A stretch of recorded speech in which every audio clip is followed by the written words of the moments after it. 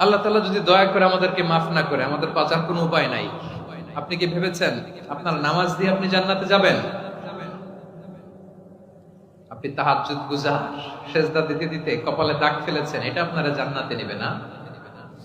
আপনি এলাকার সবচেয়ে বড় হাতেম তাই দানশীল, এই দানের ভরসায় বসে আছেন। কশিন কালো ওঠা আমাদের নামাজ, আমাদের রোজা, আমাদের ইবাদত, এগুলোকে মিজানের পাল্লায় উঠালে কোনো ওজনই হবে না। তবে আমাদের একটা কৌশল জানা আছে, আমরা আল্লাহর রহমতের ভিখারি। আমরা সেদিন আগেই গুনার স্বীকৃতি দিয়ে দেব। আমরা বলবো, আল্লাহ তুমি প্রশ্ন করার আগে তোমার একটা কথা বলি, আমারে কিছু জিজ্ঞেস করো না, আমি সব করেছি। এমন কোন পাপ নাই যে পাপ আমারে দিয়ে হয় নাই। তোমার রহমত দিয়ে তুমি জান্নাতে পাঠাবা। তোমার